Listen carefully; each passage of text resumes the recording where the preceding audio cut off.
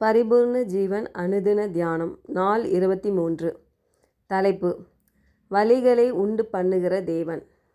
வசனம்: ஏசாயா 43:2. நீ தண்ணீர்களை கடக்கும்போது நான் உன்னோடு இருப்பேன்.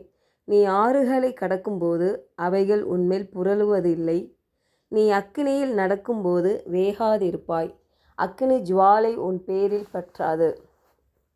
கருத்து: தண்ணீர் என்பது மிகப்பெரிய ஆபத்தான சவால்களை குறிக்கிறது. நெருப்பு என்பது சோதனைகள் மற்றும் துன்பங்களை குறிக்கிறது. சில நேரங்களில் எதிர்ப்புகள், போராட்டங்கள், நெருக்கங்கள் உங்கள் வாழ்க்கையில் அனுபவித்திருக்கலாம். இந்த நாளில் ஆண்டவர் சொல்லுகிறார், நீ அதை கடந்து போவாய். நான் உன் கூட இருந்து கடக்க உதவி செய்வேன். ஆம், தேவன் தமது மக்களின் வாழ்க்கையில் உறுதியையும் நம்பிக்கையும் தருகிறார். இஸ்ரவேலர்கள் பார்வோன் சேனைகளுக்கு தப்ப வழி தெரியாத போது செங்கடலை பிளந்து வழி உண்டு பண்ணின அற்புதமான தேவன் நம்மோடு இருக்கிறார். சாத்ராக், மேஷாக், ஆபேத் நேகோ என்பவர்களை எரிகிற அக்கினி சூளையின் நடுவிலிருந்து வெளியே வந்தார்கள்.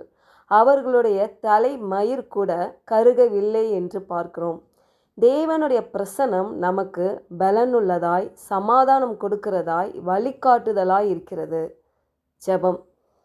அன்புள்ள ஆண்டவரே, எங்கள் வாழ்க்கையில் சவால்கள், சோதனைகள், துன்பங்கள் போன்ற பிரச்சனைகள் குறுக்கிட்டாலும் உம்முடைய பிரசன்னத்தில் எல்லா சூழ்நிலைகளிலும், சாதகமான சூழ்நிலையானாலும் பாதகமான சூழ்நிலையானாலும் நாங்கள் தனிமையில் இல்லை. நீர் எங்களோடு கூட இருக்கிறதற்காக உமக்கு ஸ்தோத்திரம். இந்த நாட்களிலே தேவன் எங்கள் வாழ்க்கையை இயற்கைக்கு அப்பாற்பட்ட அற்புதத்தை செய்கிறீர் என்று விசுவாசித்து இயேசுவின் நாமத்தில் ஜெயம் எடுக்கிறோம். ஜீவனுள்ள நல்ல பிதாவே, ஆமென். God bless you.